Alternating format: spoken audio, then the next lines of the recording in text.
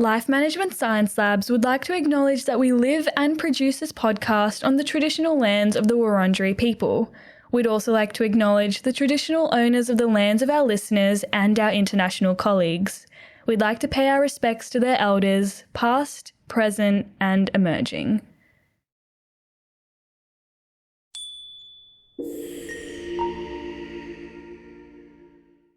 Hello everyone, and welcome to Work in Progress, the Personal Productivity Science Insights podcast produced by LMSL, the Life Management Science Labs.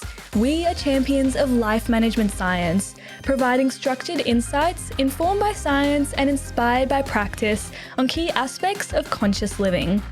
Each week, we bring you scientific and practical insights on each element with the expert knowledge of professionals in the field. I am your host, Joanna. Let's get started. Hello and welcome back to Work in Progress. Today, we are going to be diving into burnout and finding flow and talking about sustainable ADHD productivity. Now, I know that sounds like a lot, but we'll break it down today. And joining us is certified ADHD coach and founder of Outside the Box Coaching, Carolyn Verhoef. Hi, Carolyn. Welcome to the show. Hi, Joanna. Thank you. It's great to be here. It's great to have you here. Now, before we dive into everything, I'd love if you could tell us a bit more about who you are, your work, and you've been on the show before. So tell us about your journey as well. Yeah. So, I was actually one of your first guests before you launched. So that was very exciting. And at that time, I was a certified organizer, coach, and professional organizer. Also working with people with ADHD at that time. That role was very much about helping people in their homes in their physical spaces, but also with their mind and their time. And around about, it would have been about 2018, 19, I really identified very easily that all my clients had ADHD, and they really appreciated the coaching side of the organising and how much difference that made, which the professional organising part is fantastic, but the real long-term changes came through coaching. So I transitioned into then being a full-time ADHD coach. So I work with lots of different people all over Australia. And I love it. That sounds fabulous. And how have you found the transition between organising to being a coach today? So I've always used coaching as part of my role as a professional organizer. And so I've had that role for 17 years. So wow. It's a long time. Yeah. It's naturally part of how I like to work with people, because really the reason I named my business Outside the Box was that people don't organize their life through having boxes and putting things in the box. They actually organize their life through how their mind works and discovering how their mind works in the most easiest way, through their strengths, through their values. So the transition was very smooth, very much, it felt like absolutely I was just following the, path that was meant to be. Yeah. Oh, that sounds amazing. And don't you just love when you are called to something and it just flows and you're like, yes, this is where I'm meant to be. This is what I'm meant to do. Yeah, that's so absolutely. Great. I'm so happy for you. Now, we've had a lovely little introduction, but before we get into details of our topic today, I'd love for us to get into Have You Met Carolyn, which is a little section where we just get to know you with some fun little questions. So my first one is there a book you're reading at the moment or one you could recommend to us? Oh, the book I'm reading at the moment is a great book by Carolyn Verhoef, and it's about mindset. And it's really great actually for our topic today, because she really is the person who brought to the world this idea that there are fixed mindset and there is a growth mindset. And when we're in fixed mindset, we actually don't perform in a way that is going to get us to our goals. So it's all about adopting a growth mindset. A fabulous book, been around for a long time, but a really fabulous book. But I also have a favourite book that I pretty much tell everybody to read. And when I was on the podcast last time, I talked about his first book, which was Essentialism. Okay. And since then, he's released his second book, which is Effortless by Greg McKeown. And it's just, it's a great follow-up to Essentialism. And again, really in line with what we're talking about today. Okay, great. We'll have to check that one out. But back to the mindset one. What is the main difference between a fixed mindset and a growth mindset? So a fixed mindset is a way in thinking that there is wrong and right. There is bad and good. There is no value in getting something wrong. So you're always keeping this fixed mindset on it only can be this way. And the growth mindset is, what possible ways can this thing be achieved? Yeah. And as you're adopting that growth mindset, it's that when you try something new, you go, there's a way that this doesn't work. I learned something from how this doesn't work for me or doesn't work in the situation. And that builds growth of learning, builds the growth of where you're taking that idea or that task or whatever it is. So, that's the really, sort of very basic ends of those two things. There's a lot more, but when we can adopt a growth mindset, we're looking at how can I learn from the experience rather than I'm aiming for this thing. It has to be done exactly this way. Otherwise it's wrong. Yeah. I love that. I love that so much. I am definitely going to check that book out because this concept of mindset has become something that I'm really interested in recently. So that really just sounds right up my alley. So thank you for sharing that. Our next question is, what is a movie that you've enjoyed recently? I always find these ones difficult. A movie I enjoyed recently. I'm a bit stuck for movies sometimes. I guess, can I talk about a TV show? Of course. Instead. Yes. I'm really, and this might be controversial because I know there's some purists out there, but I'm really loving The Rings of Power. It's a Lord of the Rings prequel, even Hobbit prequel. TV series that really goes into the very start of when the rings were made. Loving it. Yeah. Oh, amazing. That one sounds interesting. I haven't watched any of the Lord of the Rings movies. It's a must. I have to get on it. I'm a big Harry Potter fan, but have to try those ones out. Love Harry Potter too. So good. Such a good movie. Great. So I've got a few more questions here for you. And my next one is, are you listening to any podcasts at the moment? Yeah, I'm listening to about 10. Love that. Love that. But the one that's really grabbing my attention right now is the ADHD Women's Wellbeing podcast. It's very current for what is happening in the world at the moment, where there's a very much a lack of research in women's health, and especially women's health with and neurodivergency with ADHD. Loving listening to that. Yeah. Great. And what's maybe one more podcast that you're listening to? So I listen to Greg McKeown's podcast as well.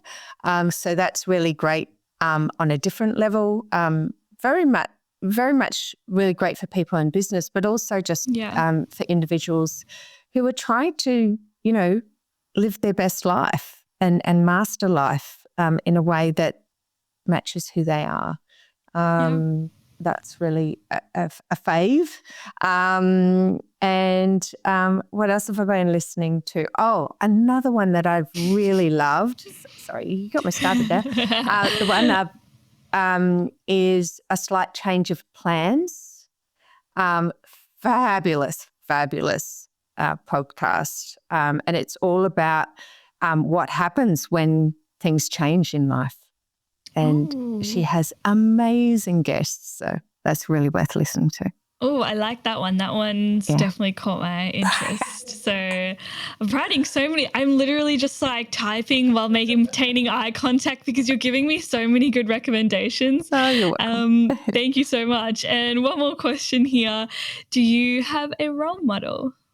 Yeah, I had to think about this one when you asked in our setup. And I really now am reflecting on this, outside of our discussion, and that my grandmother, my father's mother,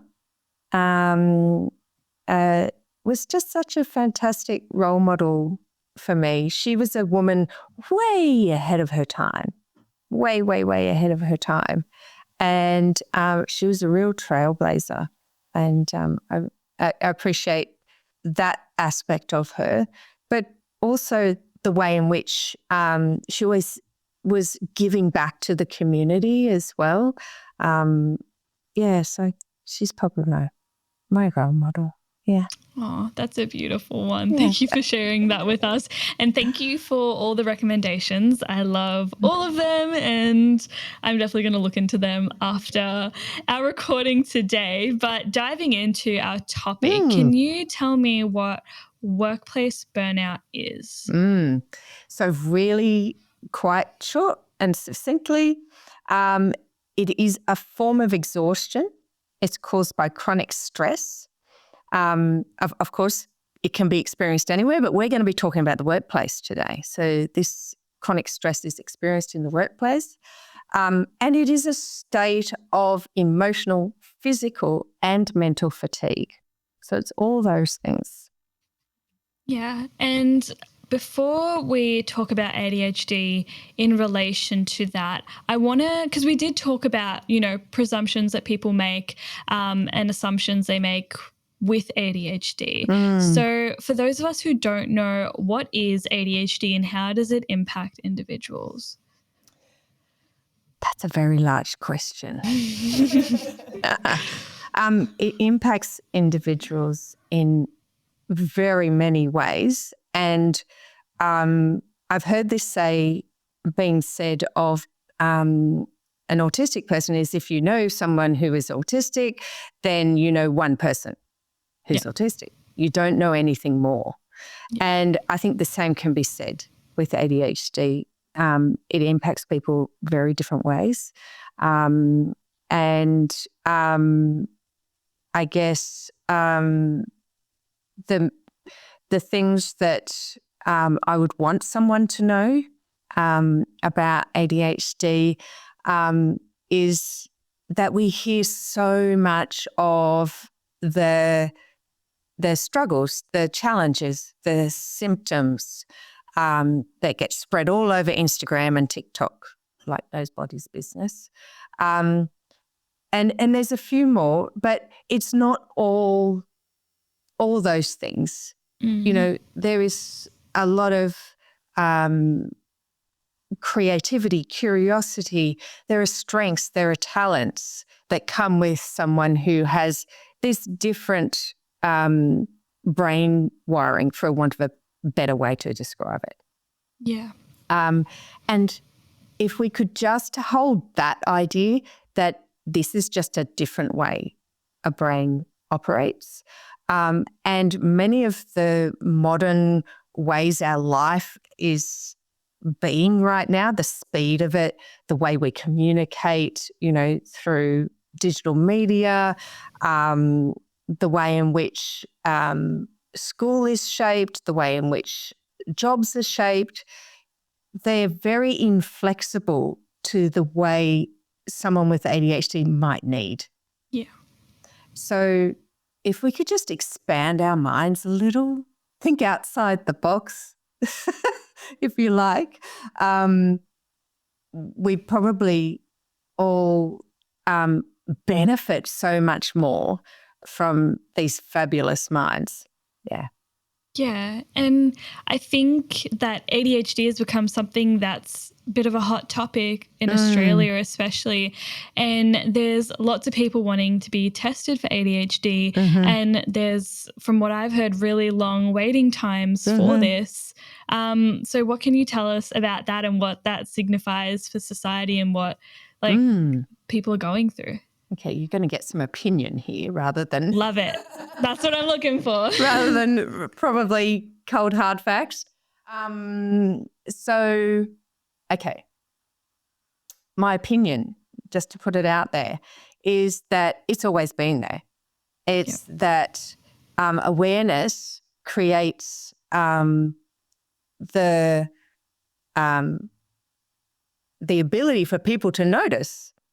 Right. So so how can you identify something that you are unaware of? And specifically with the particular challenges that come up for people with ADHD is that they can be presumed as a character flaw, a default, or fault of personality or discipline, things like that. So it's gone under the radar because of its way that it shows up like that.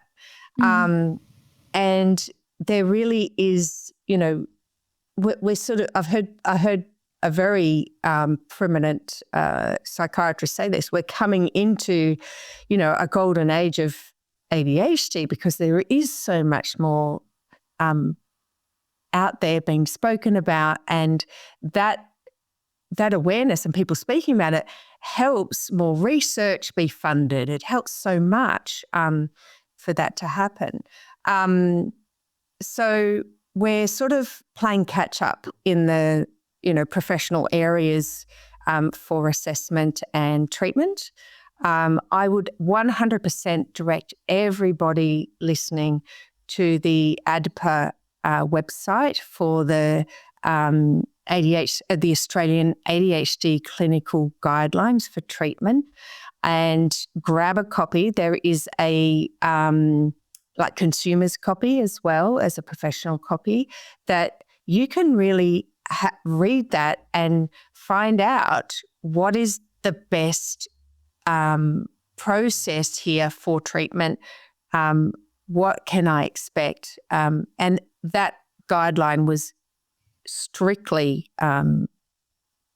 measured to the highest of standards. So I really trust that information. And everyone needs to go, if they're wondering, have a look at that. If you're wondering if your treatment's right for you, then have a look at that, because that's the gold level standard of how ADHD should be treated in Australia. Yeah. Yeah. Perfect. And I think we'll link that in the description below as well for everyone so they can access that. So thank you for putting that one out there. Now, when it comes to workplace burnout, how does that impact people with ADHD? So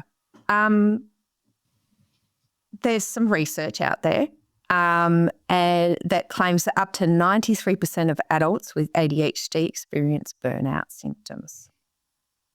So that's an incredibly high amount. A lot. Like nearly everybody with ADHD will experience burnout. The general population, it's about 30%. So you can see there's quite a disparity between what happens for someone experiencing ADHD is that this is going to be a real thing on the cards for you. So the reason for that is that they're more susceptible. Their executive function deficits are the things that are really making it a much more susceptible thing for someone with ADHD versus the general population. So this 2000 and a study this year, 2024, reported elevated levels of workplace burnout amongst people with ADHD, and it points to the executive function challenges around time management and organisational skills as the main link to ADHD and job burnout. So this study really pinpoints the two main areas that contribute to that burnout, which I thought was really interesting.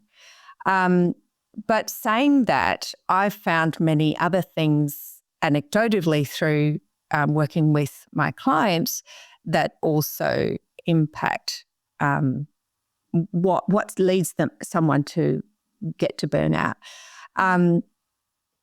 Self-monitoring is one of the examples, which is one of the other executive functions that's impacted by having ADHD. Many people were unaware of their own capacity for their energy and their attention. And they're not able to see how much energy and attention they're spending on particular tasks. So, and when they notice, they're already depleted. Yeah. Those things are already happened and they're already exhausted. So that's just one more that I see very clearly as a place that we could see why burnout happens so much more for someone with ADHD. To identify workplace burnout, there's a few things to look out for. Says feelings of being really stuck, no matter how hard you're trying. I hear that so often. That sense of feeling like you're drowning in tasks and it's just never ending. At the end of the day, ending up in a heap, just exhausted and, pulling away from other social activities and activities you actually normally would have enjoyed doing. Yeah. There's also an increase in emotional reactivity. So lots of my clients say, I go from 0 to 100 in like 0.009 seconds. I don't understand. And this could be one of those, this constant chronic stress impacting that executive function, that part of the executive function. You could even see that you're overcommitting to more and more things, trying to prove yourself or manufacture a sense of urgency. And what that does is that actually you can use adrenaline instead of more sustainable productivity kinds of ways of getting started to, get into action. And that can, we can talk more about that in a minute. Yeah, for sure. And why do you think it's important to address this? Because people always talk about burnout, but I don't think they talk about it as much in the context of with people with ADHD. Yeah.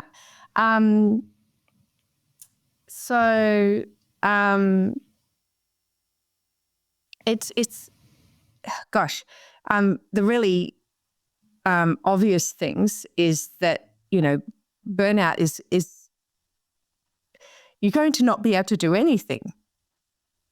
So the thing you're trying to do is actually leading you more and more to the thing that's going to stop you from doing anything. And there's so much pressure for those people with ADHD, I find, because they've had a lifetime, and most of my clients are late diagnosed as well.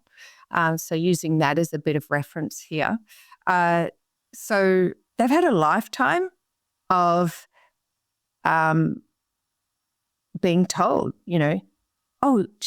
just make a list.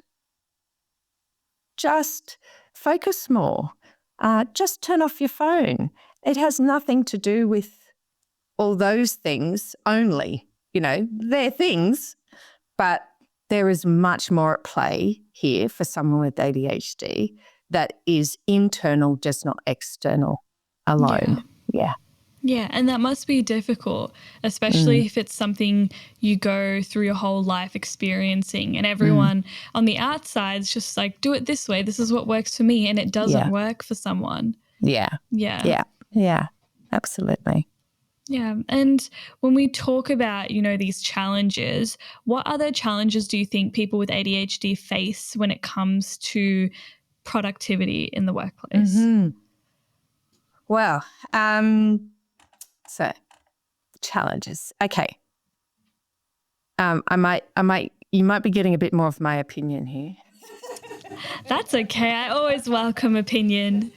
So the challenges, really, there's a fundamental problem, and that is to do with society's expectations of what productivity has to be or should be, if you like.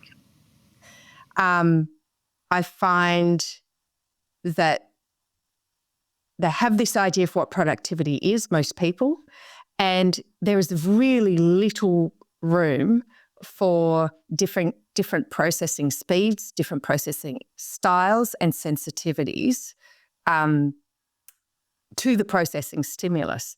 So, and that really is what supports engagement in something. And, I'm using engagement like starting a task, like being involved in your work and actively, being able to follow that work through. I'll use a personal example of my own. So school is, and especially, I'm a bit older than you, Joanna. But school in my days was especially set up for people who learn through written text and writing. Yeah. And I don't fit into that style of processing and learning. So I'm much more of an auditory processor. I process information and learn better through auditory, but also kinesthetic ways. But along with my auditory preference is a hypersensitivity to auditory noises. So that's not ideal in a classroom. Yeah. But I didn't know that as a kid. No one else would have known that as a kid. I'm just sitting there, waiting for the lesson to be over, unless it engaged me in the way that I process information easily. Yeah. And, then you get homework and you get to go home and sit with a book. There's no internet those days. And well, where's the engagement I can grab onto there? Not much. So again, I'd sit there just staring, unable to engage in the work. So this, I believe, really applies to us all, not just people with ADHD, is that there's very little room for different processing styles, speeds, and these sensitivities that we all experience. Yeah. Yeah. And I think that's a really important point. Sorry, I think I just cut you off. But I think that's such an important point you bring up, because in school, even when I was in school, there's such a set way of doing things. Obviously, technology was integrated at one point, but it's like if you can't fit into that way of doing things, you must be doing something wrong. Yes. Yeah. You got it. So you can imagine for someone with ADHD. Yeah. Yeah. Because it's not just that. It's a lot of things like you're not on time. Well, there must be something wrong with you. Yeah. You're not disciplined enough, or you don't care, or, and I could go on and on and on. Yeah, but even like at school, you're not really introduced to, at least when I was at school, like you're not introduced to concepts like ADHD, like to be able to make sense of, oh, maybe there's this, you know, it's not just there's something wrong with me, but there is also this. So going through that and internalizing that must be a struggle, and telling yourself that, oh, compared to my friend, like there is something wrong with me because they can do this and I can't, you know? Yeah. So true. Yeah. And when we talk about misconceptions as well, what are some of the main misconceptions that we have about people with ADHD? Oh, okay. So let's have a think about misconceptions. I think misconceptions about people with ADHD, I'll just take that piece first, because I was thinking about this as well as the misconceptions around productivity in people with ADHD. So I think that, you know, the misconceptions are still out there that ADHD means you're hyperactive.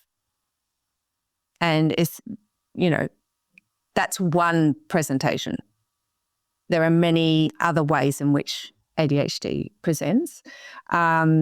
ADHD does suffer from a sort of almost not quite correct label, attention deficit hyperactivity disorder. It's actually not quite the right label, but it's the one we're stuck with from the DSM-5.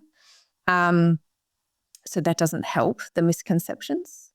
I think there may be misconception, or maybe there is misconceptions within employers that someone with ADHD is not going to be as effective, which I don't believe to be true at all.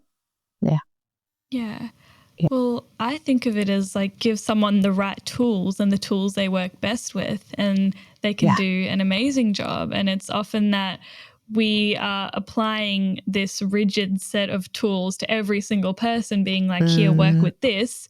If you can't work with it, then you're just not good at it, or you just can't do something, which I don't think is the right way to approach things. So it goes beyond tools. And this is actually what I really wanted to ensure that I express to the audience today, because tools are the obvious thing to go to, right? The amount of apps and, you know, planners and things that my clients have tried is way beyond anything I've ever tried, because they're constantly trying to find the right thing.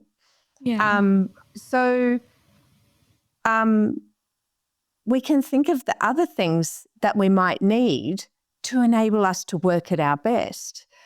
Like, do you truly understand your own personal modes of attention and energy? Because we all have different ones. We're not all made for 9-to-5 work, you know? So actually, I know very few people made for 9-to-5 work, to be honest. So getting to know those modes that are yours, like where are you most cognitively on fire, and where are you cognitively struggling? Where is your physical energy high, and where is your physical energy low? And understanding all those modes, that is a tool. The other one that I mentioned earlier is understanding what are your processing modality strengths, and what are your hypersensitivities. So as I mentioned, I've got a really fabulous strength of auditory processing, but it comes with this hypersensitivity.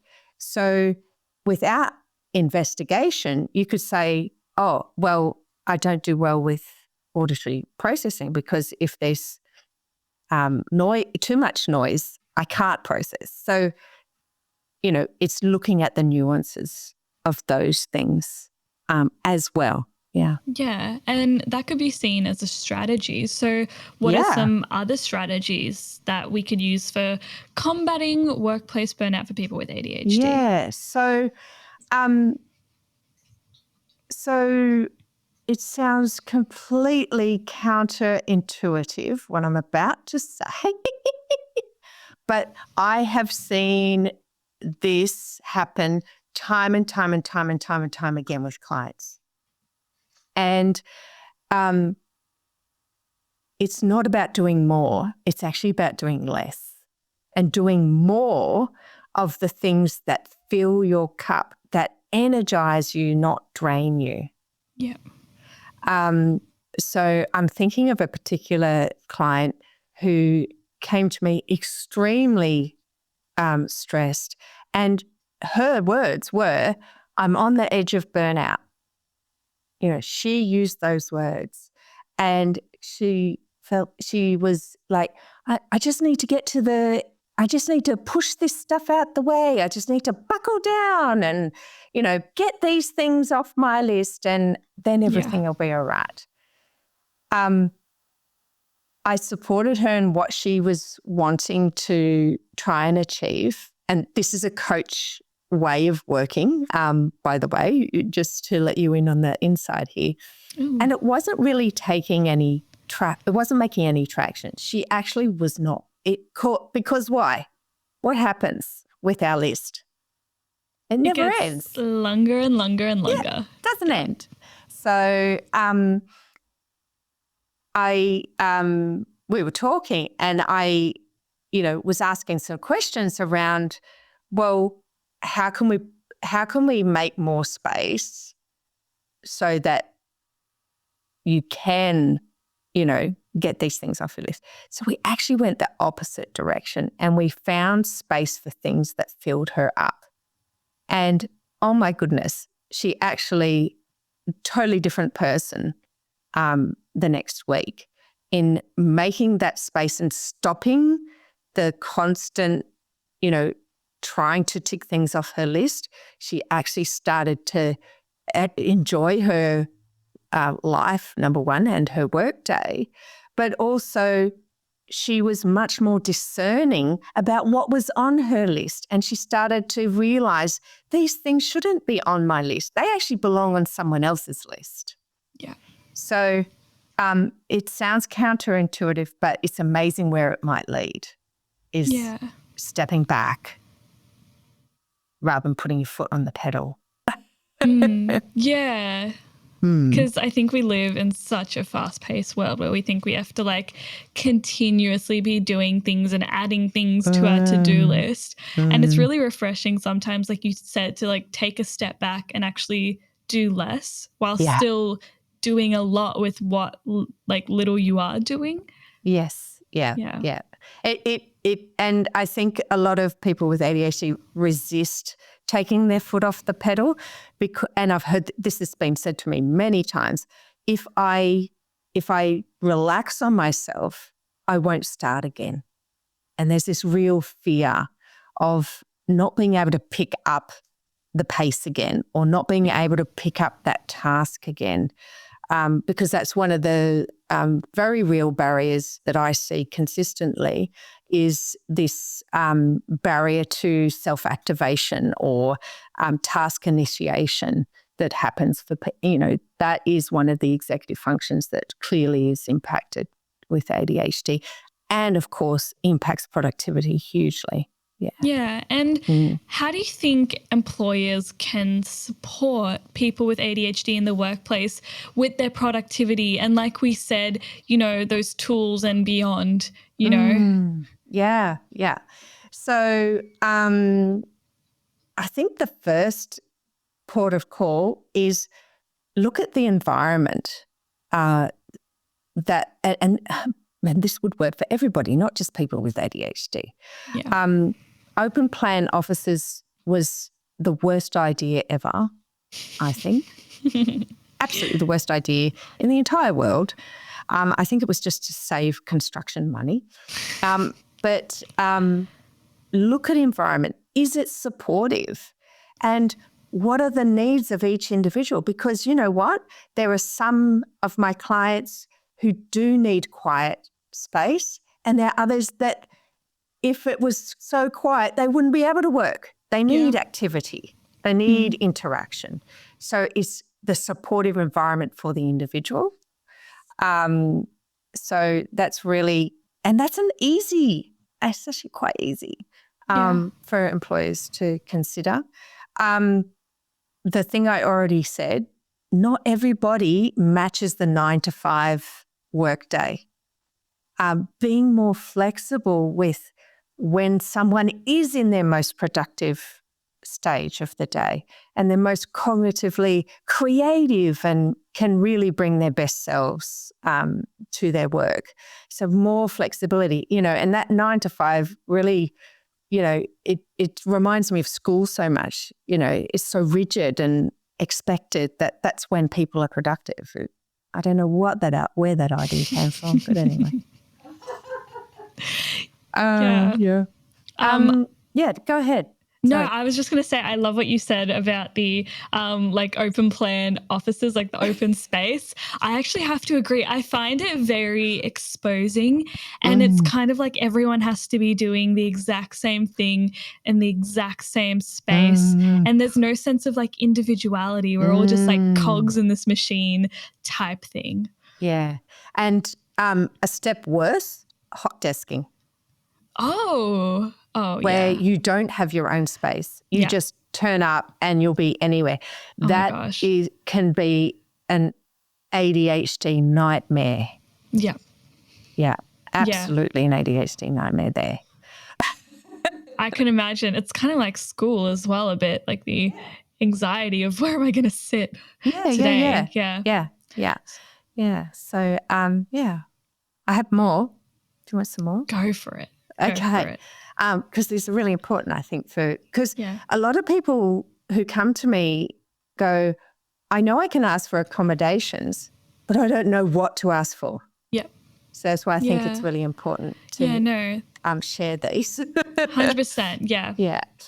So really consider that communication expectations. So I feel like I'm bashing everybody up today, but what is it with Teams? Oh my goodness. And chat. When did we need chat on our desktops while we're working? And what are they used for? And what's email for? Being really realistic about those things as really significant interruptions to workflow. On top of that is how can we create better workplace communication for everybody? Because that just benefits the whole business. That's not just for our fabulous ADHDers.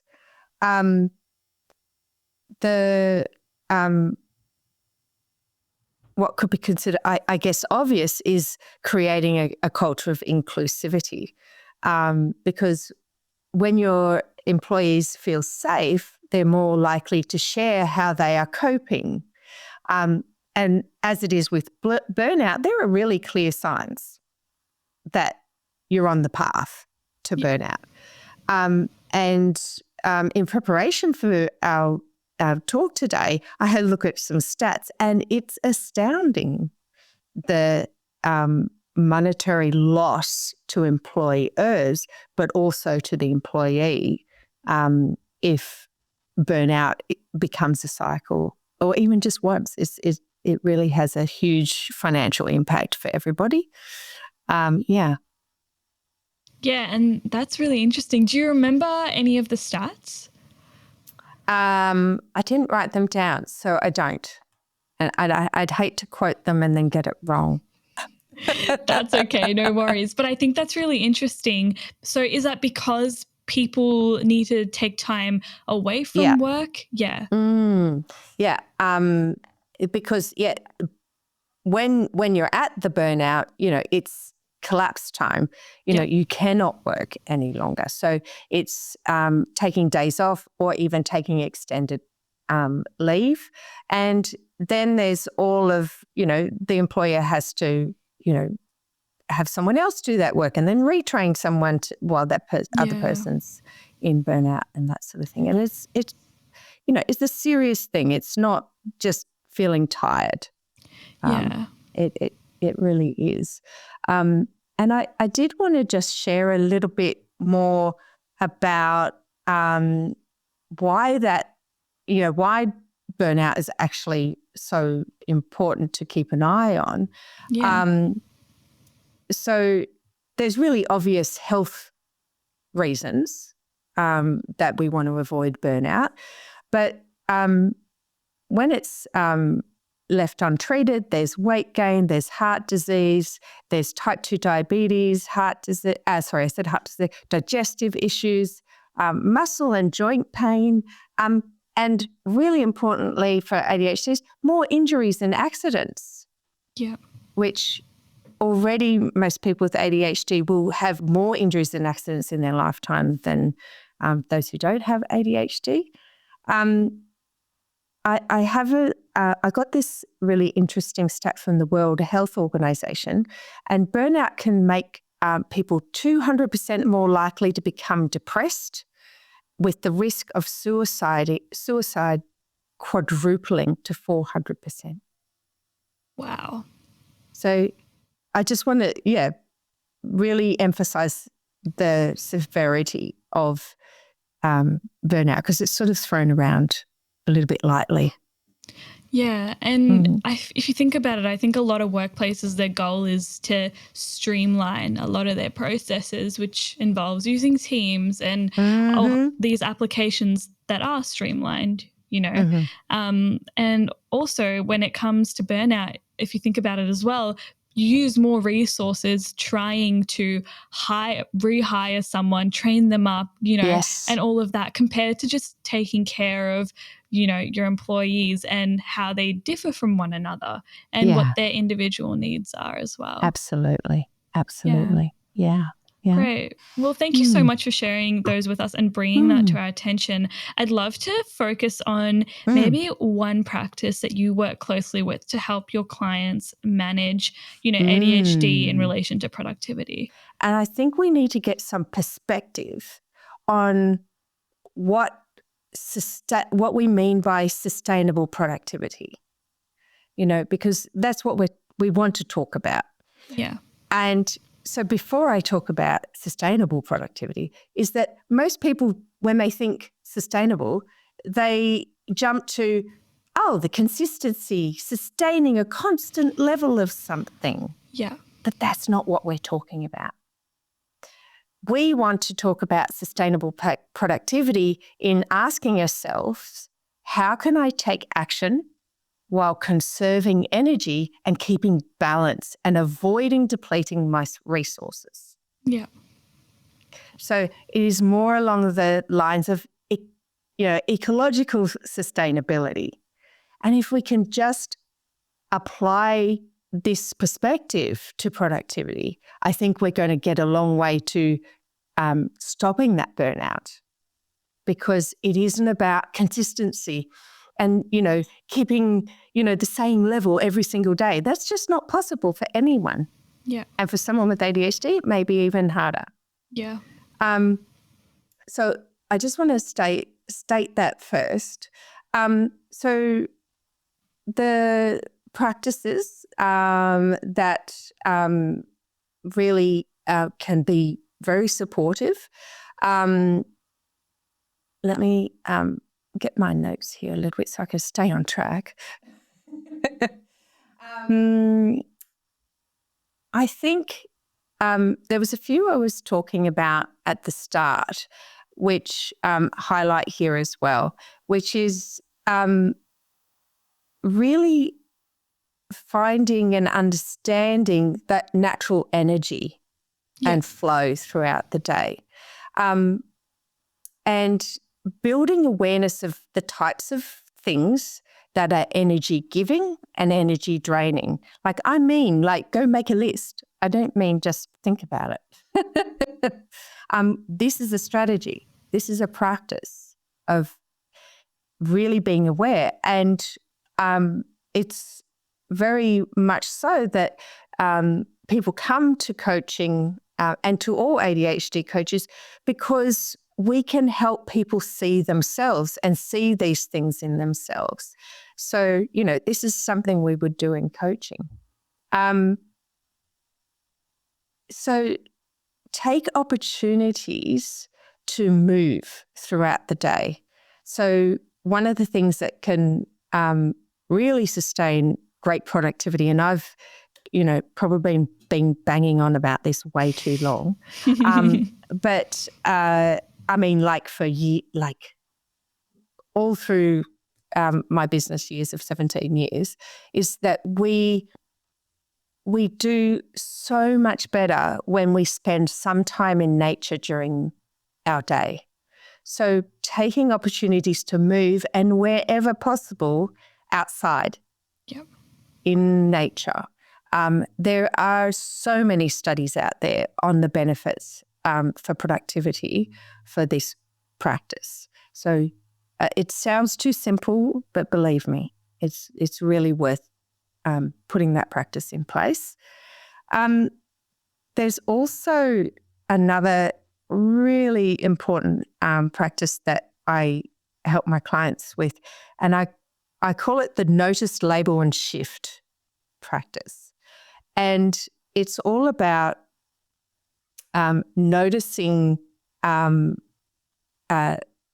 your self-talk, noticing your inner judge, because that's usually the point of where productivity starts going, spiraling down, is that we start telling ourselves we're not doing enough, we're not fast enough, we haven't achieved enough, all around these kinds of things. And that's just our inner judge trying to spur us on to take action.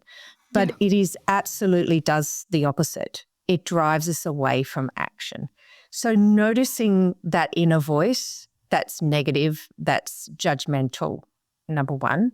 And then once you've noticed it, is then label it and say, I hear that. That's just my inner judge. That is not fact or truth. That is just what it's trying to say to get me to move into action, but it's not helpful.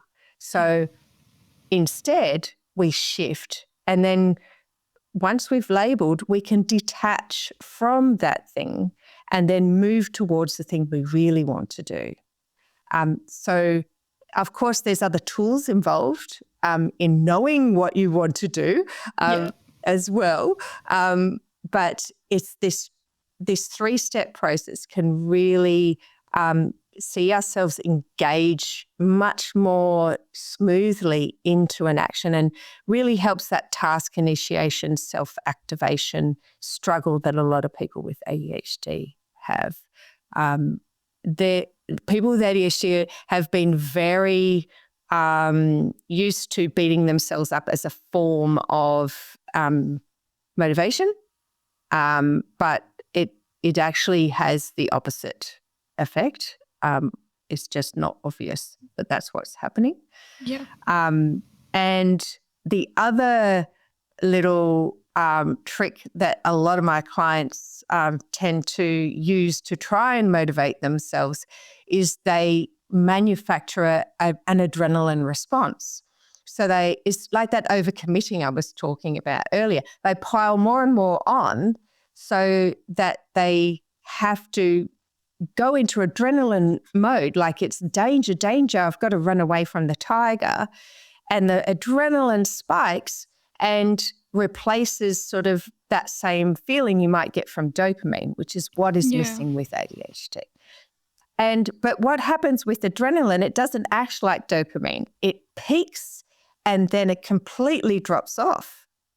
And have you ever been like in a dangerous situation where you've had an adrenaline spike, Joanna? Oh, yes, 100%, yeah.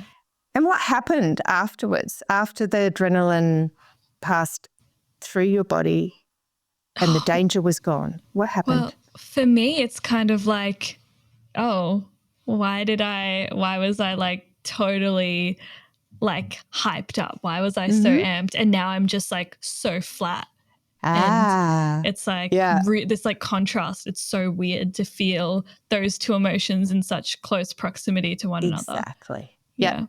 Yep. So you completely beautifully explained what happens when we use adrenaline to constantly try and build this engagement and productivity is that we crash afterwards, because that's not how adrenaline's meant to be used. Yeah. It's meant for really life-saving, situations. So doing that time and time again, that's what my mentor and trainer, Cameron Gott, calls the adrenaline response cycle. So we get on this cycle and we can't get off.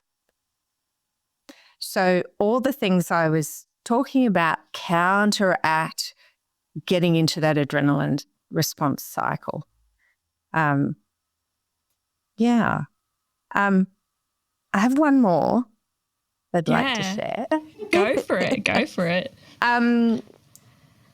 If you are that type of person, people out there, that does desire a routine, because not everybody with ADHD really desires routine, but many do, or you like a sense of rhythm to your day or your week, try creating what I call an ideal week template. And it's sort of just a way to see all the things in front of you so that then you can, once you have that visual, you can then, I call it, you can play Tetris with your week and move the little blocks around your template so that you can create this ease and flow with what your responsibilities are, what, projects are coming due and all of those sorts of things. So that's something that's a very tool-orientated, practical thing that can work for some people. Yeah, and you've shared so many strategies that I feel like are so empowering as well for people. They're not just things we can do, but things we can do that also empower us to feel better about ourselves, especially obviously for people with ADHD. So thank you so much for sharing those ones with us. I'd love to round off with our open mic section. So here, I'm just going to hand it over to you. And I know you have a couple of things that are really like fun and exciting to talk about. Well, there's always fun stuff to talk about, but I'm really wanting to highlight at the moment the importance of women and ADHD, and especially women that are, in perimenopause and menopause with ADHD. We just had the Senate inquiry into menopause delivered a few weeks ago in Australia. And, and as someone who helps people, most of my clients are women of a certain age with ADHD, and it's their new diagnosis in their 40s and 50s. And there's some evidence, but we need a lot more evidence and a lot more experiences recorded from women about their health and about ADHD. And we do know that there is a link between the hormonal rises and troughs that impact our cognitive abilities quite significantly, even without ADHD. Yeah. So the little bit that I do know, I'm not a doctor, I'm not a scientist, so I'm just using my layman's terms here, everybody. But basically, that cycle of estrogen and progesterone can significantly impact not just your ADHD symptoms, but the effectiveness of any medication you might be taking for ADHD.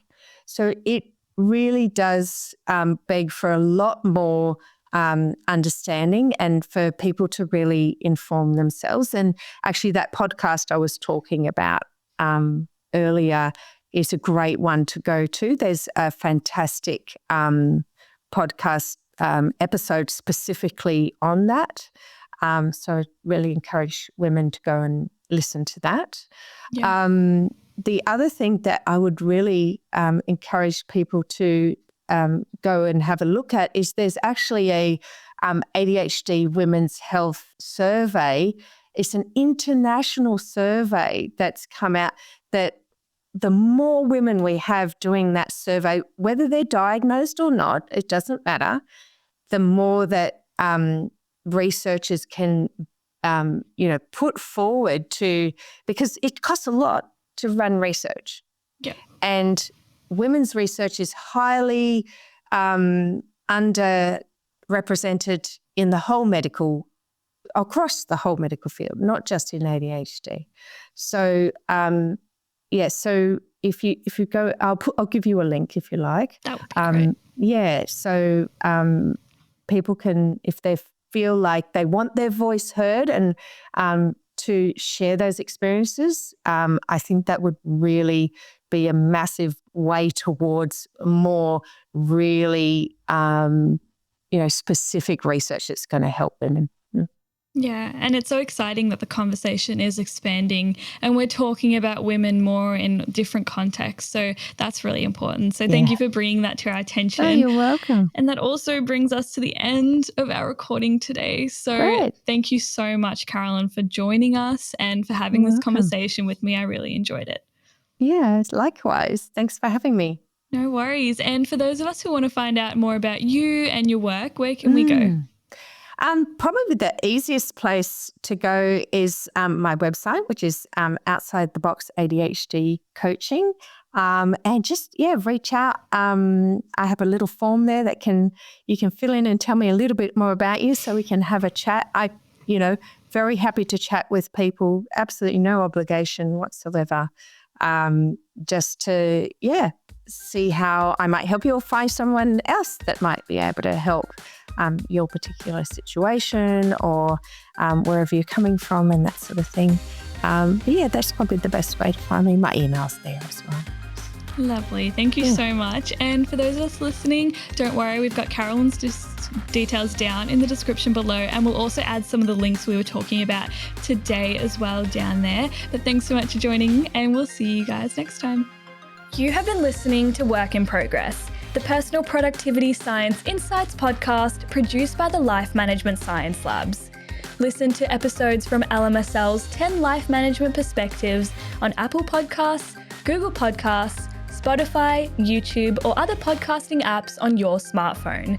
If you enjoyed this episode, please consider rating our show, sharing it, and subscribing to our channel, as it helps other people find it and us grow to bring you more quality resources. More of our work can be found on our website pp.lmsl.net, where you can join our movement. I'm Joanna. Thanks for tuning in.